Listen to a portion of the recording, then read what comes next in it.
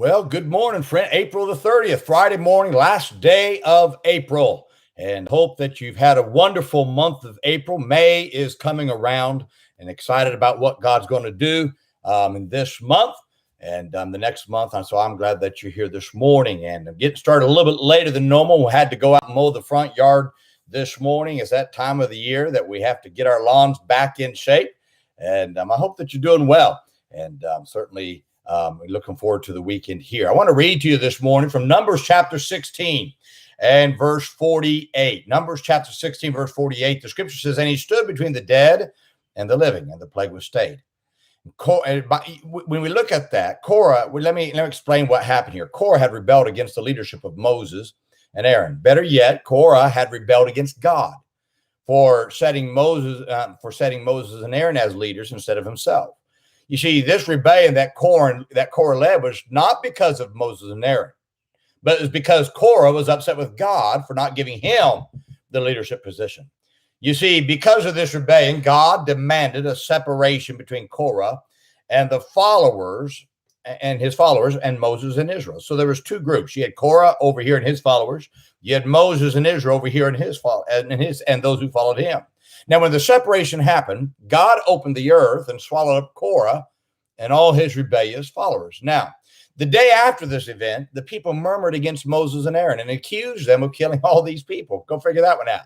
Now, one would think that these people would be smart enough to realize that Moses and Aaron didn't cause the earth to open up. Only God has that power.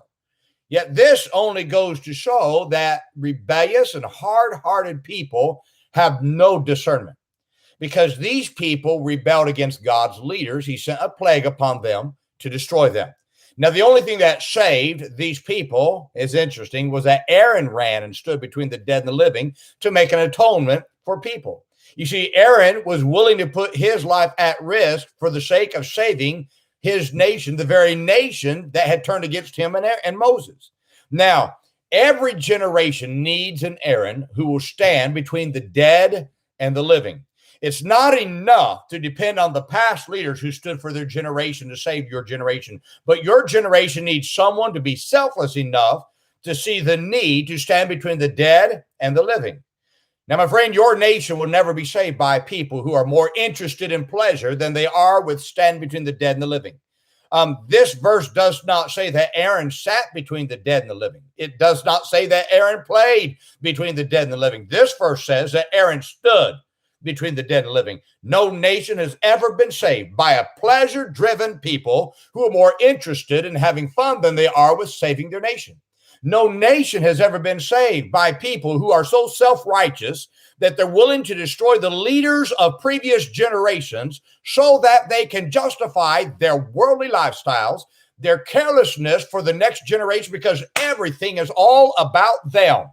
Now, any person who has ever saved their nation has stood between the dead and the living. Can I go further and say this? It takes an individual who's willing to sacrifice everything to save their nation. When Aaron stood between the dead and the living, he was putting his life at risk that he would die of the plague. Nobody has ever saved a generation by playing it safe. The church in the book of Acts turned a world upside down for Jesus Christ, all for the sake of the gospel. Why? Because they said they put their life at risk. The three Hebrew children risked their lives to be sure that someone stood between the dead and the living to show them that God is still alive.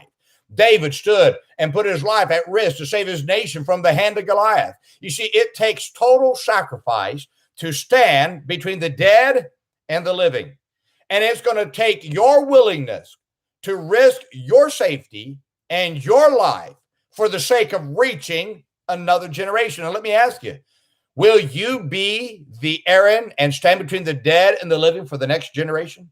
Your life will not account for very much, my friend, unless you're willing to risk everything to stand between the dead and the living for this generation and for the next. That's what it's going to take. No nation has ever been saved otherwise. I hope you get this, because whatever nation you live in who's watching this right now, can I just tell you, your nation needs you. If you're worried about, well, I don't want to burn out, that'll never happen. These people who stood and saved their nation, they're willing to burn out supposedly for the sake of saving their nation. The person who puts it on reserve will never do anything for their nation.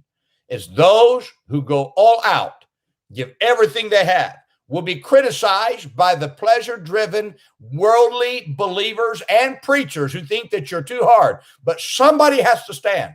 Somebody has to say this is right. Somebody's got to say God's still God. Somebody's got to do it. Can I encourage you? You be that person. This world needs somebody right now that'll say, I believe in the old-time religion. I believe in the King James Bible. I believe in personal soul winning. I believe in holiness. I believe in these things.